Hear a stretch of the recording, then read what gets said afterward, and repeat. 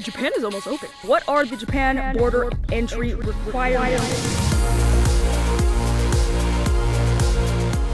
Good morning, everyone. Welcome back to my channel. If you are new, my name is Sundaiklove. I live in Japan. Oh, a train. Dang, y'all gotta get here. Y'all gotta get here. I have a lot of tips and information on stuff that ain't even been covered. I'm noticing people aren't even talking about. So in this video, I'm gonna be giving you guys all of the requirements, telling you everything you need to know in order to come to Japan quickly. I did call and verify all of this information. I had some questions about entry into Japan. I have a lot of friends and family traveling here. I wanted to make sure I got accurate information and of course share it with the YouTube fam because we a family over here. Okay, let's just get right into it. But what about the tour groups? What about the entry cap? What about the quarantines? It's gone. Everything is basically back to normal other than these 2 points. Sorry, actually there's three things you'll need to do. Borders open October 11th. In order to get into Japan, you need one of two things. 3 vaccines, and you need to be able to prove that you had your vaccination with your vaccination card.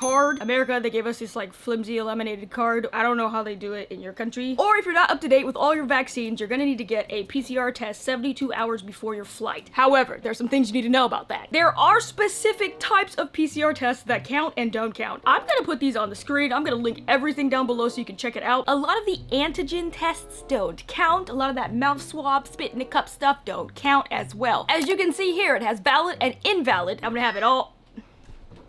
So if I were you, in order to be safe, I would just make sure to get the molecular-based nasal swab PCR test. Their website says you only need it 72 hours prior to departure, not arrival. If you're coming from California, you can get this done at the airport at LAX. I'm gonna link that information down below as well. Super fast, super easy. And also there's another point. Another thing that you're gonna need that I had a lot of trouble with if you are getting the PCR test, they want you to fill out this form. And a doctor has to fill it out. I'll link that down below as well, but basically the doctor just has to check off the type of test he did, exactly the time he did it, the method they used, and sign at the bottom. Print that paper out. A lot of these PCR facilities don't actually have doctors on hand. They're just like nurses or helps, so no one is there to even sign the paper, so just make sure they actually have a doctor there to fill it out. If you don't want to take the PCR test, you just need 3 vaccinations. What does that mean exactly? Another question for people like me who got that gosh dang Johnson & Johnson shot.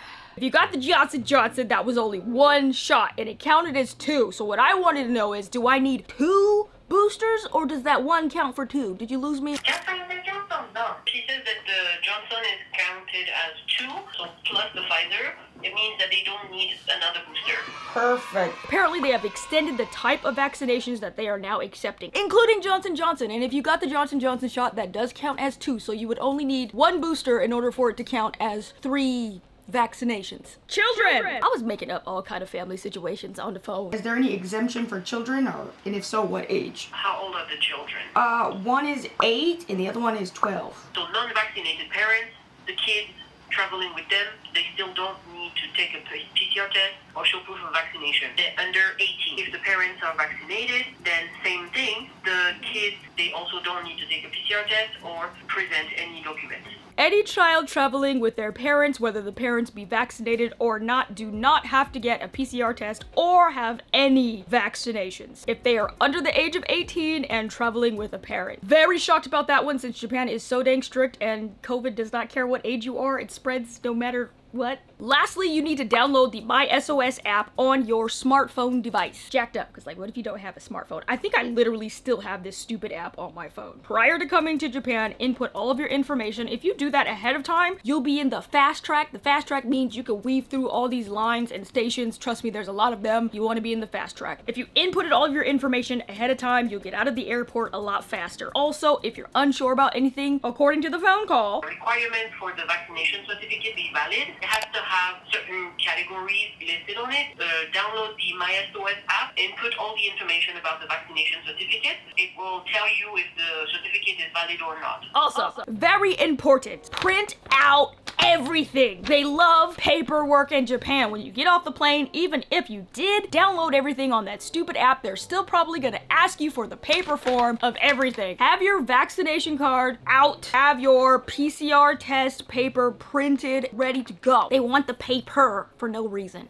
And some extra tips, I recommend flying with United Airlines or ANA. I used both of them and some other ones. Those two were really on it when it came to keeping track of everything and making sure you could actually get in. If you're flying United, you can download the app and they have a whole checklist. They're telling you everything you need to do by when, where, with the forms, everything. It's very handy. Same goes for ANA. Masks, still a huge thing here. You're gonna have to wear them everywhere you go, even on the Shinkansen. I was just on there and I literally was told by the staff to put my mask back on after I was done eating. So if you're uncomfortable wearing them, maybe just don't come because, you know, most of the Japanese population is very old. It is very dangerous for them to catch COVID and they're still really not comfortable with all this stuff. So if you come here, put your mask on in close quarter situations. Outside, walking around, stuff like that. And no lie, you're gonna see people with masks in cars by themselves with the windows up. And you're just like, okay, so that's the standard? No, just use your own common sense.